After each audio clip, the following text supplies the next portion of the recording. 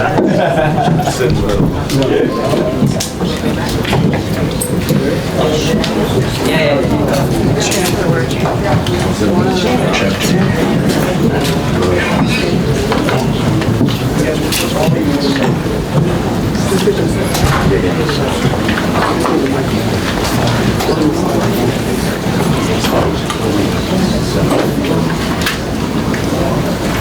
right.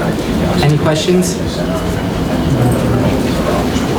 Anyone? Just walk us through the finishing sequence there when you shot, when you saw it open that up.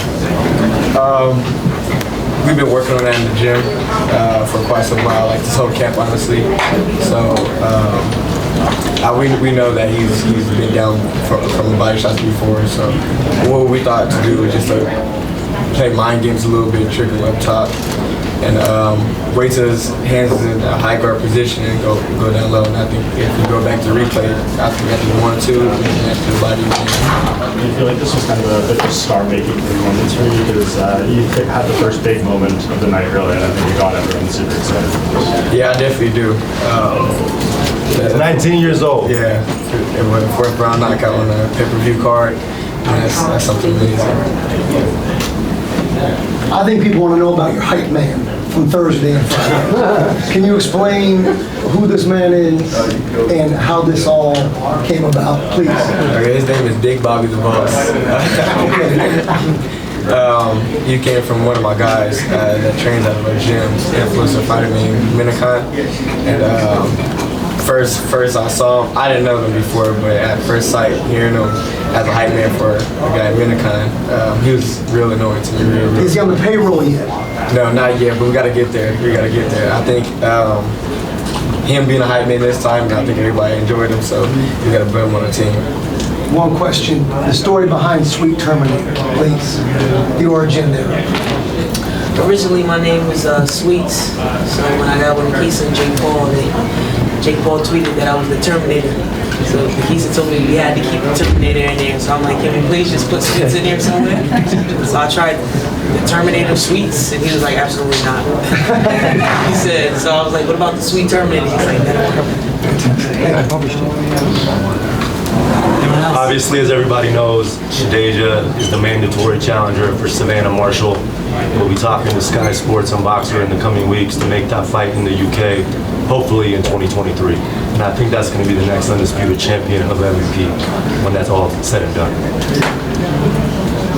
So with that said, just going the distance tonight, getting that experience, I think a lot of people thought maybe you'd knocked her out early, but how valuable is that going into the championship fight? very valuable. I'm actually glad I went 10 rounds today. Shouts out to Olivia Curry, she was tough. I said that to her in the second round, like, you are a tough son of a...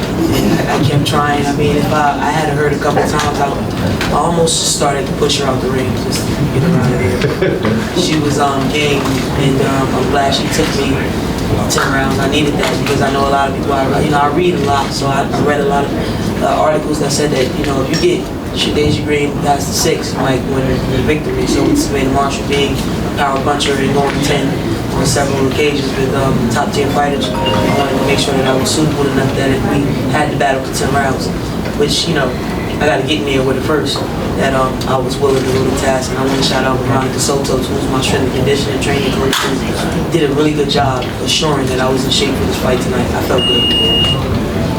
Donna. Shadasia, I wanted to know, do you have a message? I think you're mandatory with 3 of the 4 governing bodies for Savannah Belto. Do you have a message for Savannah Marshall if she's watching tonight? I'm looking forward to seeing her in the near future. I'm ready to dance.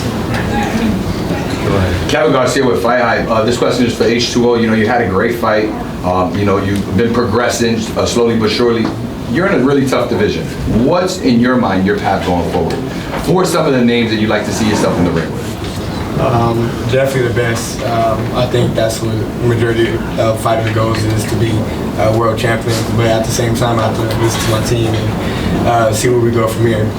Yeah, 135 even on the exterior's got some good competition. Andy Cruz just joined the division. We got Keyshawn, in that division. We got Brandon Lee. Any of those names, somebody you can see yourself in the ring with in the near future? Yeah, I definitely see myself with a majority of the guys. I think it will pretty much happen maybe in the next year or two. But like I said, it's these guys that pretty much send over the opponent, and I just give it a yes or no.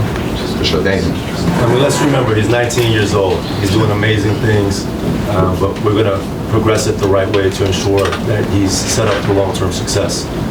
For sure, thank you. What was it like having the legend and Wolf in the corner?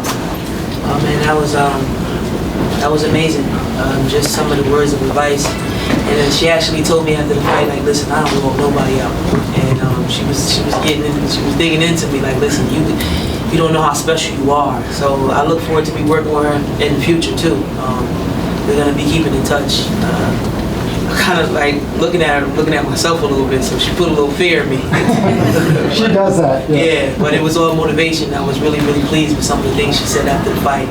And I know she means business because I never really heard her talk to other fighters the way she talked to me tonight. So it was an honor. Swift, do you think if you eventually go up and see the GWO, Ms. Shields, is that something you want to do by the end of your career? I know the weight class is a little bit different. Yeah, the weight class is definitely different, but the first thing on my agenda is being, the super middleweight undisputed world champion. The GWO, that's a phenomenal fight. I mean, I think that could be a huge fight. We're talking about Amanda Serrano? No, absolutely not. Let's put that on record. He said go. I never want to fight Amanda Serrano. Yeah, she is my GWO, so there go your answer. Did you learn something from, I'm pretty sure you watched tape when Carissa Fossa Bannon? That's your next opponent, more likely? No, not necessarily. I mean, Clarissa Shields got a different fight than I do. So I watched Amanda's last fight. The styles make fights. I mean, I feel like we're all different. 5 bucks for H2O. The big name, do you want to get your name in there, or you just like, I'm going to see you when I see you with all those heavy hitters at 135? So I'm talking about the Shakurs, the Devins, and all that. You want to get your name in that mix, or does it matter? Just sooner or later you want to see them before you career? No, I definitely want to get my name out there for sure. I think after this performance, I think it'll be, circling around somewhere. But at the same time, I see you when I see you because, I mean, it's on their end as well. And then, they're the top guys of the division, so they could kind of have the shots right now. This question is for both of you. Talk about the crowd tonight. It was an incredible atmosphere. It was a sold-out crowd, and when you guys went out to the ring, just feeding off that energy, listening to the roars of the fans. How much did you guys use that as far as in the ring? Oh, he's asking me. For both of you. What do you say? I'm sorry, say it again. Basically, how did it feel to be fighting in front of that big crowd with that energy? Oh, it's always a blessing to fight in a crowd and get myself out there and expose myself to a crowd like that, being comfortable, fighting under, I think they said 20,000 people in attendance. So I think it's kind of destined for me to be on a big stage, and I think every time I'm under the lights like that, my performance is high class. I think it was definitely pivotal for me preparing for my next fight, especially with the UK base. It was crazy though. This was an introduction for me. I probably never fought in front of that many people. I mean, I think I performed in front of that many people when I was playing basketball, but not even nearly that many people. So it was nerve-wracking.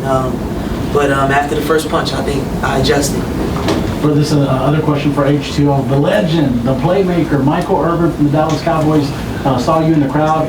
He had an interesting conversation with you. Would you mind sharing a little bit as far as the advice or just, what the conversation was about?